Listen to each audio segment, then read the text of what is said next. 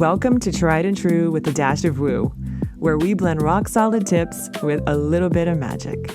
I'm your host, Renee Bowen, a life and a business coach, professional photographer, Diet Coke lover, and mom of 3 grown kids, here to walk you through all the ins and outs of identity-based marketing and how to run a business that feels like freedom. Hello, and welcome back to Tried and True with a Dash of Woo. I'm your host, Renee Bowen, and today's episode is another solo episode that I'm going to try and keep fairly concise, but I've got some really good stuff packed in here for you guys. So today we're going to be talking about what your brand is actually broadcasting. And you might want to take notes. I just got back from speaking. I say got back, but I never left this space. I literally did it from this couch. I was speaking on a virtual stage this morning at Standout and Sellout, which is a really amazing live virtual summit that Taylor Smith put together. And I spoke with 3 other incredible, brilliant women, and we were all talking about personal branding and visibility and why nobody gets what you do and how to fix that. So what I want to do today, while that is still really fresh in my mind, and because I've seen a lot of your questions coming into the group and my DMs and things like that. Plus, I also did, side note, a group coaching call with my group right after that roundtable. So I've been on this couch all day. But we were talking about branding on that call as well. So everything is really fresh and top of mind for me. And that's when I really like to just kind of riff and give you guys the goods, because you guys know how it is having a spicy brain, right? Like in a little while, this is going to leave my brain. So I want to make sure I tell you while it's top of mind for me, so it can be as valuable as possible for you. I think that a lot of the questions that I'm seeing, by the way, are all sort of kind of coming at the same question, the same issue from some different angles, basically. And that is, how do I build a brand that is recognizable and trusted and remembered when the person who is the brand is still figuring out like where they end and the business begins?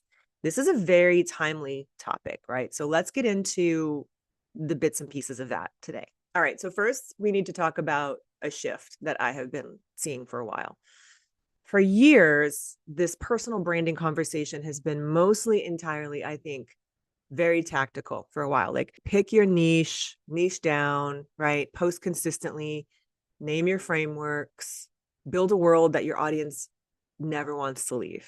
And I'm not saying that that's wrong.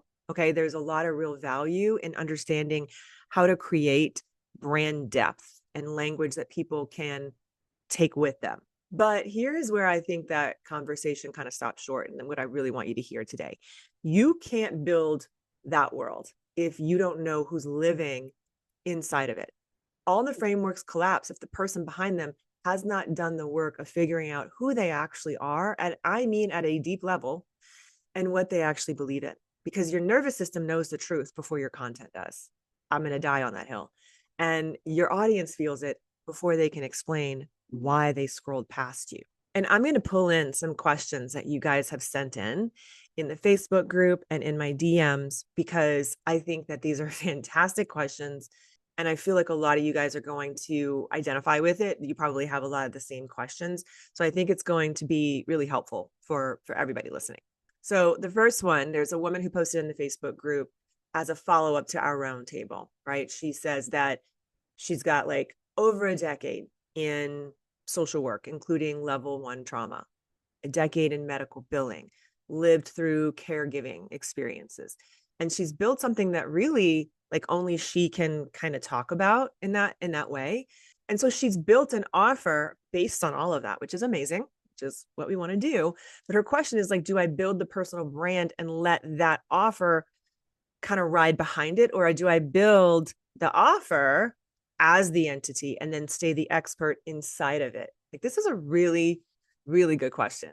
And I think on the surface, it does kind of sound like a branding architecture question: personal brand versus company brand. And yes, there are some tactical answers to that for sure. But what I hear underneath that is something I think that's a little bit more interesting.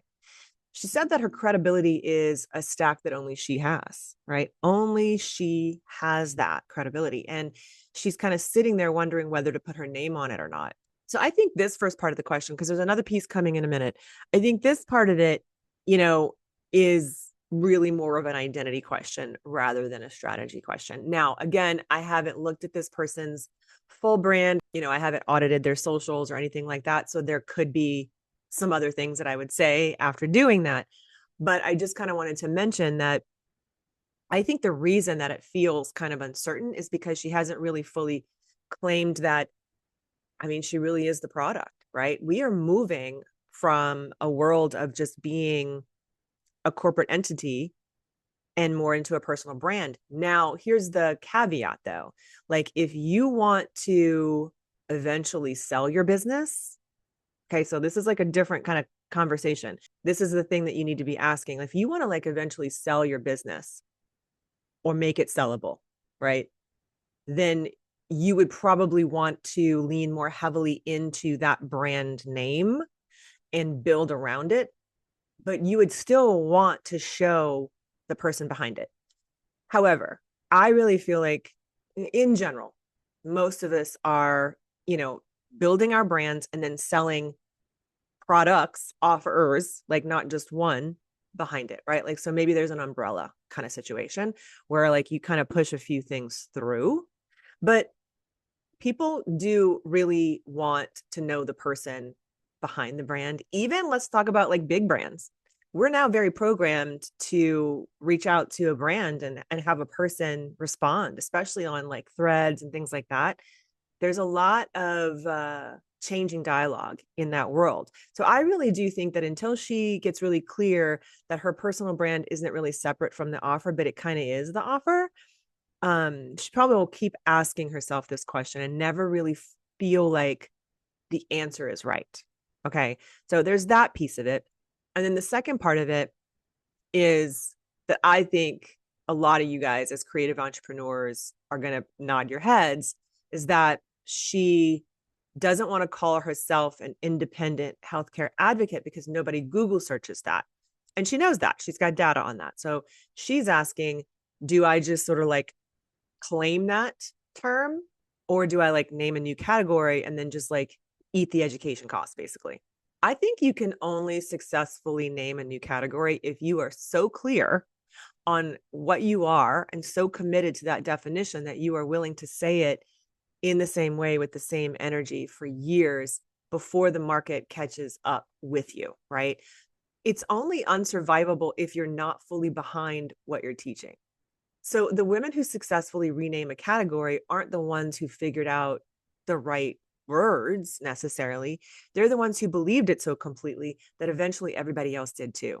So the real question is not what to call it, really. I think it's whether she really believes it completely enough to hold the line.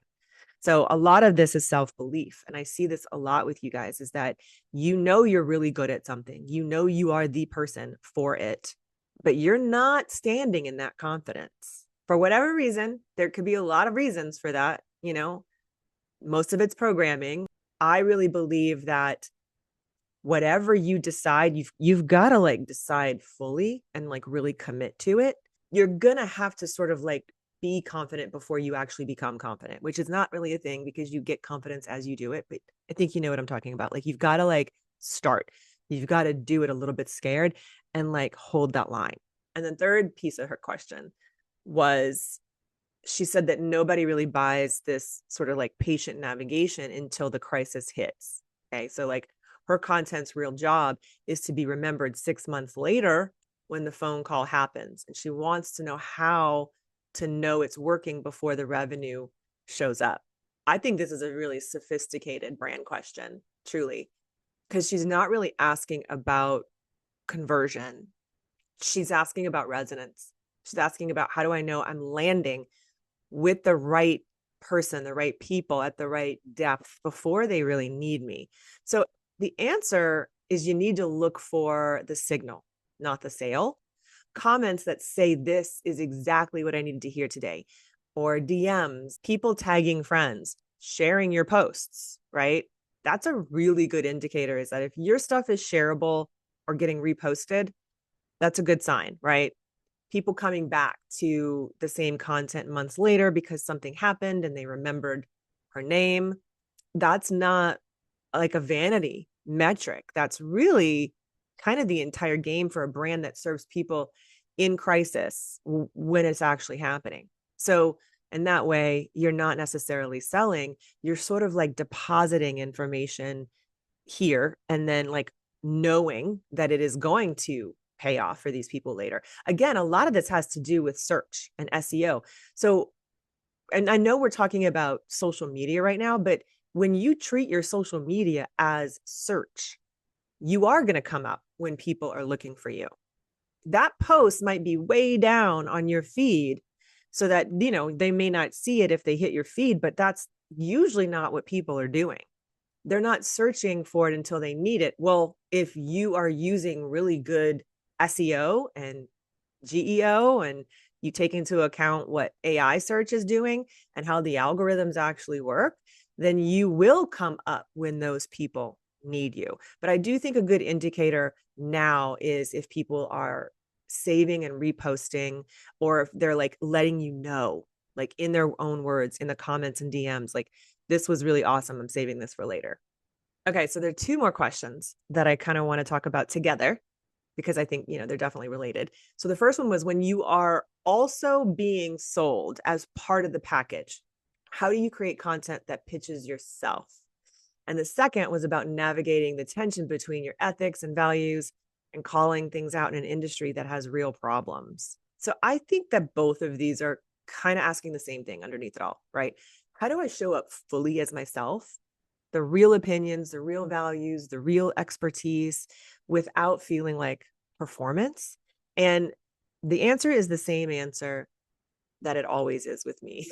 You can't perform your way to trust. You really can't. People can tell. They can smell a fake a mile away. We've gotten really good at it. So the content that pitches you most powerfully is not the content that lists your credentials. It's the content where your actual perspective is so clear and so specific that the right person reads it and thinks like, this person is exactly who I need, right?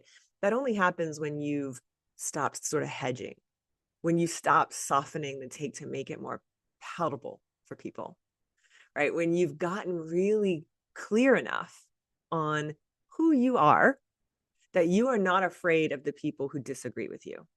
And on the ethics piece, you don't have to call out specific people or companies to stand for something. Your contrarian take is your values made public, right? The brands that do this really well don't drag competitors. They just make it so clear what they believe and what they stand against that their audience knows exactly where they are, basically. So I think that's how you take a moral position without making it a war per se. But I do think that the more you that you can possibly be pretty much in everything, that is really going to be what we see kind of take off in the next few years in this world of personal branding, because people are really done. We are inundated with so much content, and so much of it is AI. So much of it is generated. And even if it's not all AI, it is inspired by other people's content or trends, or, it's like the same thing. Like, how many times are you scrolling and you hear the same song because everyone's jumping on this trend, right? I always go back to what Seth Godin always said, right? Be the purple cow. You don't want to be fitting in. And I know that kind of goes against what Instagram has been trying to make us do for a while, because that's what their business is. They want you on that platform and they want to sell to you. And so trends make it easy, right? It's like, oh, it's an easy thing for me to do, to jump on this. I can get some eyes. But is that right for your brand? Is it right for you? And what are you going to do with those people if you do get the eyes, right? Because visibility is one thing, but converting is a completely different conversation. So I really think that all of this stems from not rooting into your deeper sense of purpose, period. When you have a very clear, deeper sense of purpose, none of this other stuff matters quite as much, because you build upon it and it becomes so you that nobody else could actually take it from you at that point. Like your voice is your voice. You need to use it in only the way that you can. So yeah, I think a lot of these women are dealing with a clarity problem that's really kind of showing up or presenting itself as a strategy problem, because that's what our brains do. It wants to solve things. But clarity problems are always based in identity at the very deep level. When I sit down with a creative entrepreneur who tells me that their content is not converting, their messaging is not like hitting with their audience, nobody seems to get what they do, the first thing that I do is I stop talking about the content entirely. Because 9 times out of 10, what I'm looking at is somebody trying to make a market version of themselves they haven't really fully committed to yet. Or somebody who built their brand around an identity that made sense maybe 5 years ago. And they've kind of like outgrown it, or they're still trying to figure out how to perform it best because changing it feels like too much work, right? That's an identity problem. And the reason it is so hard to see is because your unconscious mind is incredibly good at keeping you safe. The programming that built that identity that you are operating from right now, a lot of that was built before you were even 7 years old. It was handed to you by caregivers and experiences and environments that had nothing to do with the business that you're trying to build today. And it's running the show underneath every single caption you write, blog you produce, offer you create. Every time you go to hit post and you pull back at that last second, okay? That's not a strategy thing. It's not a content calendar problem. That's your nervous system doing exactly what it was wired to do, keep you safe. And until you deal with that and you get radically honest with yourself about it, none of this other stuff is going to feel easy. And I'm all about trying to make things feel easy for you. So what does it actually look like to fix this? Okay, I want to be really honest with you because this is where people get disappointed. It's not a weekend. It's not a workshop. It's not a rebrand. And I don't think it's necessarily hiring a copywriter to make your words sound more like you. I think it starts with one question that most people haven't ever sat with long enough to actually answer. Why are you doing this? Taylor touched on this a little bit at the roundtable because she's the host and she was sort of like popping in and out. And she touched a little bit on this and she kind of talked about, I think that there's a framework that they use in her community, the Power Table, about going into your deeper sense of why. And this is something that has been in the online entrepreneur space for a long time. I think I might have first seen it years ago with Tony Robbins and Dean, like that whole team. They put together a really cool program a few years ago. I think it might have been in 2020, actually, now that I'm thinking about it. And this was one of the tools that they sort of like gave out with it. It's about like asking you, like, why do you want to do, like, if I were to ask you, why do you want to be a senior photographer? And then you give me an answer and then we keep going. And then you ask why to whatever answer comes up. Right. And you guys have coached with me. You know that I do walk you through this because it's a really great way to start. I just don't think you guys are going deep enough. That's the main thing. Right. So my whole thing is that I'm going to take you down to the depths of the damn Marianas Trench. Like we are going so deep. That's why I'm trauma informed, because what lives at those depths is scary, scary shit. It's in the dark. It is in the shadow for a reason. You have put this stuff in the back of your mind, in the corners of your mind for a reason, because it is either painful or triggering or both. And it feels too big and too scary to really deal with on your own. I know a lot of people have tried to do this work, even in therapy, by the way, but you can kind of only get so far. What I do is sort of meld those worlds. As a side note, I'm not a therapist. I'm not trying to be a therapist. There's a time that I wanted to be a therapist, but not anymore. I really think that we can get a lot more work done with the methods I use. Yes, I'm trauma informed. I know when to stop pushing, right? I know how to tell what you're going through might be crossing over into some clinical fields, and we're going to pause there. And I've got resources for you if you need somebody who does both of those things, because I do know coaches who are both therapists and coaches. But what I do is we get to the very, very, very deepest part of your why. Why are you here? What is your true purpose of being here on this planet at this time? I really am a big believer that everything does happen for a reason, and we came here to share gifts, right? What are those? Why do you feel compelled to do this? I know that on the surface, you're going to tell me that I need to support my family. I want to be able to run a business around being there for my kids. All of those are really good surface answers. That's not the deeper thing that I'm talking about. I want to know what is the deeper thing that this is all in service of, because when that is really clear and not just intellectually understood, but felt in your body, everything else starts to organize around it. It's a natural evolution. You don't have to force it. The content stops feeling forced because you're not performing it. You're just telling the truth. And the people who really need to hear that from you find you. And that's not because you cracked the algorithm. It's because your signal, your resonance got really, really crystal clear. When you are very clear and you have a clear signal like that, everything does get easier, even the SEO, even the search, all the things that I talked about. There is some strategy involved to it, but all of those pieces can then be put in place once you create this really awesome foundation. It has to be so strong. The foundation has to be strong. It has to have a golden thread that runs through it.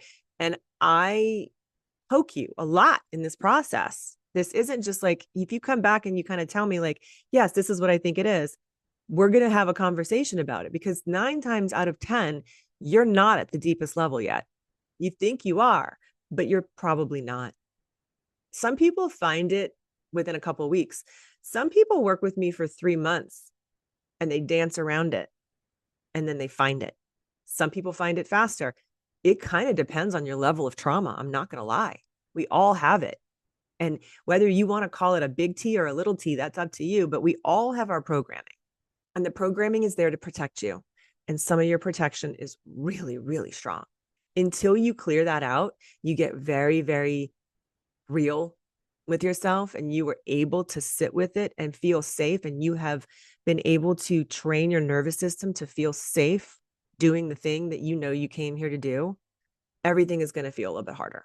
But in general, the era of building a personal brand by reverse engineering what is working for somebody else, I think, is over. The audience knows. They're exhausted by content that looks fine, but just kind of feels hollow. They're craving something in a very real way that I don't think I've really seen in the 20 years that I've been doing this, right? I mean, I started my photography business before social media really existed, but it was right as Facebook was beginning. I got on Instagram the day it came out. I've always been an early adopter of social media, and I've always known, had this, I don't know, it's hard to explain, but I've always had this sort of deep knowing that I wanted, even when I was just doing photography, that I wanted to build a platform that was based on who I was, who I am. Because what if I decide to change my mind in 5 or 6 years and I don't want to be a photographer anymore? I always want to leave myself an out. And that's probably my own trauma and programming, by the way. But I really don't like feeling trapped into something. So that's why I never named my photography business a different name. I just built everything under Renee Bowen. And my golden thread, the thing, my why, my deep, deep, deep sense of purpose, why I'm here on this earth, is because I just want people to be the most them that they can possibly be, unapologetically. It's very, very simple. It doesn't have to be something complicated. That's really what mine is. And I express it in my marketing as a photographer. I express it as a coach. I express it as somebody who has a neurodiverse brain. I express it as a parent. I express it with my friends. Like everywhere I go, that's who I am, right? That's the one of my core beliefs. When I leave this earth, I hope people say that about me. I hope people say, you know what? I just always really felt like I could be myself around Renee, that she wasn't going to judge me. I want people to feel held and accepted for who they really are. That's it. So all my content comes down to that. Like everything that I talk about comes down to that. I don't want you to perform. I don't want you to be fake. I don't want you to like try this on. And no, if it doesn't feel good, it's going to show up in your business. Your business is a reflection of how you feel because you're a solopreneur. If you're listening to this podcast, chances are you do not have a huge team running your business. So you need to understand that it has to feel good. If it doesn't feel good, what is the point of doing it? Go get a different job, work for somebody else. This is really hard work. Working for yourself, being a solopreneur, whether you are a creative or a finance solopreneur, whatever it is, you built this because you had a passion. Okay, you got to keep remembering why you're doing this. And when you have your why clearly outlined and highlighted, then it's very easy to create content based on that. That's really what it is. I know it sounds very simple, but it is. The process of getting there can be sticky because you've got the undoing of the programming, right? You've got to undo what you've been told is safe for you. A lot of that shows up with visibility and definitely with positioning because you have to show up and be like, no, I am really good at this. I am. Like, you have to own it. And that's what this sort of like deeper coaching does for people. It helps you really stand in that confidence and own it and feel less alone in it. Because yeah, you've got to kind of excavate some stuff, but then, okay, what is the strategy that we need to create for you and your brain and the way that you want to run your life? Because that is a big factor that a lot of people don't take into consideration. A lot of you guys who are solopreneurs have really spicy brains. You are not going to stay on task for very long. You're going to like start something and then go on a side quest and come back. And then by the end of the day, you might feel defeated. That is something you have to take into consideration when you are designing your branding and your brand and the content that you produce from it. It's all part of that. It's all part of what makes you you. How can you be the most you that you can be and feel really good about it and create the systems and strategies to support that? That's what I do, as well as uncomplicate a lot of this because we definitely do overcomplicate things way more than we need to. And it's normal. You're inundated by a lot. So bring it down, get very clear, get very specific. So if you have questions similar to these that came up in the DMs in the group that I was telling you about, or maybe if you're listening to this and you're one of the people who asked it, you already know what you need. You just need permission to trust it. So I hope you consider this your permission. And I hope that if you did attend the roundtable, that it was really helpful and valuable for you. I did have a really cool freebie that I included in this summit. And it's called The Next 5 Years, Your Next 5 Years. And it's about helping you get really clear on what it is you really want to have this evolve into. And it's not about like a thing, it's about a feeling. It's about getting you to actually feel into what do you really want?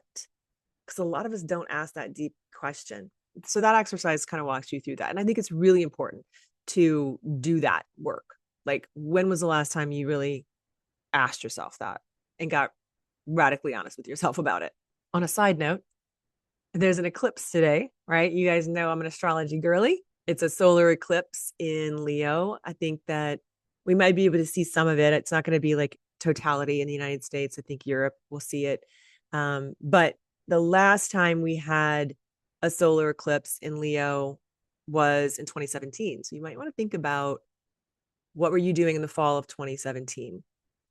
Did you start something? Did you let go of something? Is that possibly maybe even coming to an end now?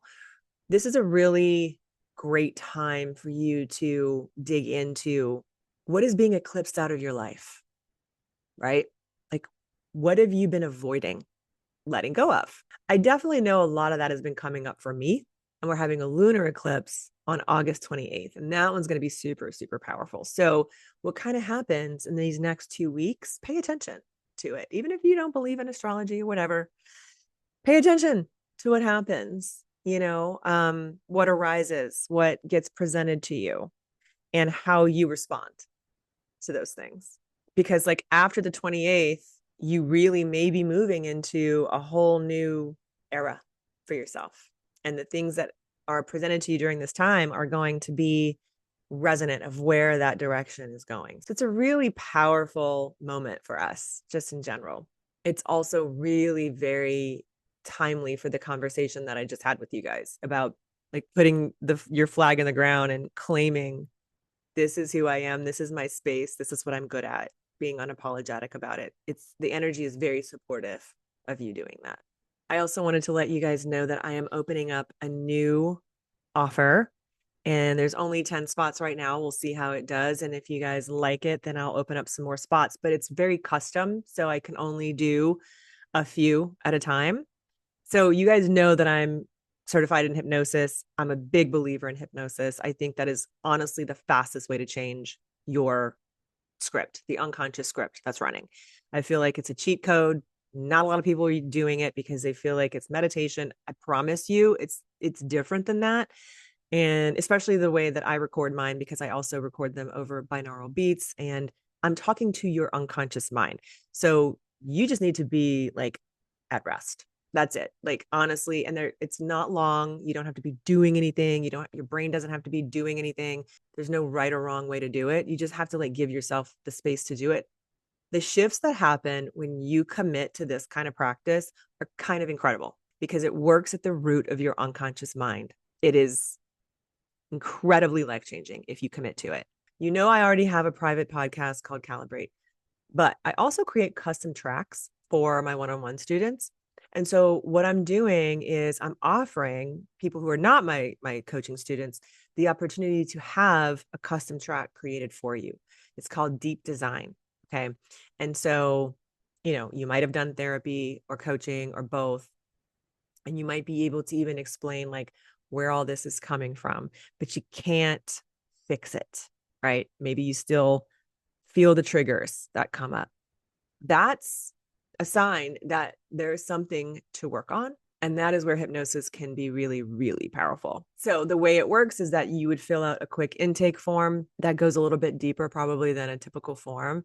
But then I read the form. I also pull your natal chart because you're going to give me your birth time and date. So you do need to have that information. It is ideal because I'm pulling your astrological chart and your human design chart. And then I'm going to take all of that information and write a custom hypnosis track for your specific pattern and your specific wiring. And then I record it for you in the way that I record all of my tracks and I send it to you.